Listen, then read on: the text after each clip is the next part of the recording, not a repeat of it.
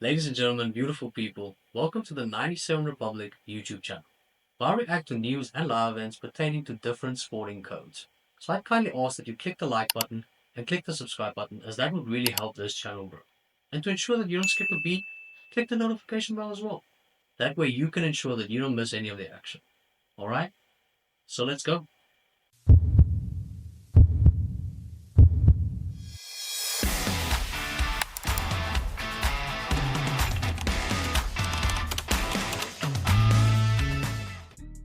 Following the announcement of the co-main event of UFC 311, featuring Umar Nurmagomedov and Merab Dvalishvili, set to fight for the UFC Bantamweight Championship, Merab had some controversial things to say regarding Umar's legitimacy as being the number one contender, where Merab basically alluded to the fact that one, Umar hasn't fought enough competition to be warranted the number one contender spot, and two, Merab believed that partially the reason Umar was given this opportunity is because he shares his surname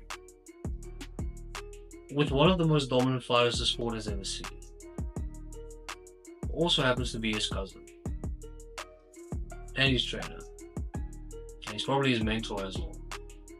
But then Umar responded by saying, it doesn't matter if you are the champion, who the UFC puts in front of you, you should be able to fight and beat anyone.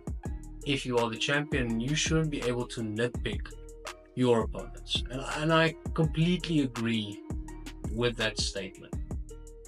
I'm just saying that if the turn were to be tables, Umar would be singing the same song. Now, from a business perspective, I get it. Right? You have Islam Makhachev in the main event. You have Umar in the co-main event. Both fighters are from Dagestan. Both fighters trained by Habib, whose name still carries a lot of weight inside of the UFC. It's a massive draw. I get that. What I'm suggesting is that if anyone else whose name isn't Merab and who isn't the sitting UFC Bantamweight champion made that exact argument Merab made, I think a lot of people would have said that argument has a lot of merit. But because Merab made it, and because Merab is in fact, the sitting Bantamweight champion of the UFC, people believe that either he is ducking Umar or he might be scared of Umar. Now, this weird notion that UFC fighters are scared to fight people within their own division is absurd. We are talking about the 1% of the 1% of fighters in the world being scared to do their job. Can you imagine going to an accountant and saying, you don't want to do my books? Are you scared? It's the exact same argument. I will bet my uncle that no fighter in the UFC is scared to fight anyone within his own division. Now, if you want to make an argument and say a flyweight might be scared to fight Tom Aspinall, sure, I would concede that.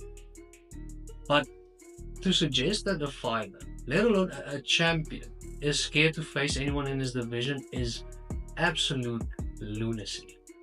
Now, I'm not saying that Umar is a bum or that Umar is not deserving of a title fight. I'm just saying maybe Merab might have a point. If we look at both fighters' respective UFC careers and their respective journeys towards the title, it is vastly different. It is not even comparable. Umar has had 6 fights within the UFC, spanning over a 4-year period. So first of all, not very active. Now, it is not uncharted territory for the UFC to hand a fighter a title fight within his first 7 fights in the UFC. Right? It has happened a lot, but usually it would happen for one or two reasons, right? Reason number one and scenario number one. Either the fighter is extremely dominant, right? Knocks everybody out with devastating, punches or kicks or whatever, or he submits them with relative ease, or he wrestles them and he's just incredibly dominant, and the UFC can can decisively say that there is a massive distinction between him and other fighters within his division. And also, that division being in limbo, basically meaning that a lot of contenders has filtered out. There hasn't been a lot of activity within that division, and that's why that particular fighter would get an opportunity to fight for the belt, right? For example, Dricus du Plessis, right? So Dricus had 6 fights within the UFC. He basically knocked out all of his opponents within those 6 fights, except for one, and the other one he submitted. So pretty dominant. Right? And then at the time, Sean Strickland beat Izzy, became the middleweight champion. They didn't want to give Izzy a rematch because Izzy just became the middleweight champion before Sean by beating Alex. So Robert versus Dricus was basically the number 1 contender fight, right? So that is why Dricus got given that title opportunity. The other reason might be is, and this happens a lot, where the UFC would sign fighters from other promotions and other organizations who is or has been champions in that respective organizations, bring them to the UFC, have them have a few fights, and then fight for the title, because they're already established to be a tier above the rest, right? Fighters like Alex Pereira, who was a champion at Glory Kickboxing. He came to the UFC, knocked his opponent out in his debut, knocked out Sean Strickland in his 3rd fight, fought Izzy for the belt in his 4th fight. Now, not only was Alex a champion in a different organization, he also dominated within the UFC, knocking out the guy in his debut and knocking out Sean Strickland in devastating fashion.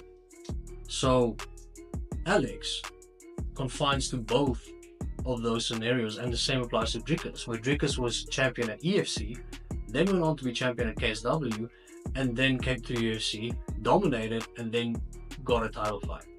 And Kaya Sakuro was champion at Ryzen, literally got a title fight for the flyweight championship in his 1st fight within the UFC against Pantoja. Now, if you want to make the argument that Umar is a champion from a different organization, you wouldn't be wrong. But are we comparing Guerrilla Fighting Championship to Glory Kickboxing? Are we comparing it to the EFC? Are we comparing it to KSW? Are we comparing it to Ryzen? We shouldn't. So already establishing that Umar doesn't confine to any one of those 2 reasons for having a title fight. Now, if we look at the fights in particular, leading up to how many fights both fighters have had within the UFC, leading up to a title fight, so Umar, as previously established, had at 6. Merab had 12.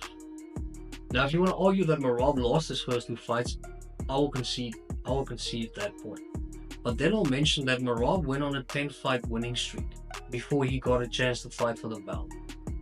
A 10-fight winning streak, that is the most in the bantamweight division's history.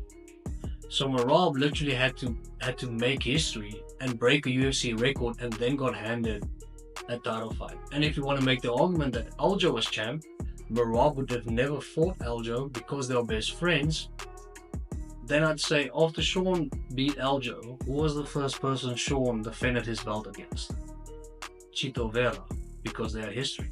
So even after Sean won the belt from Aljo, Chito was next in line, even though Merab was rightfully next in line. So that doesn't hold any type of substance either, seeing that Merab literally had to break a record to be able to fight for the championship. His record is still going because he now has 11 consecutive wins, and Umar only had 6 wins.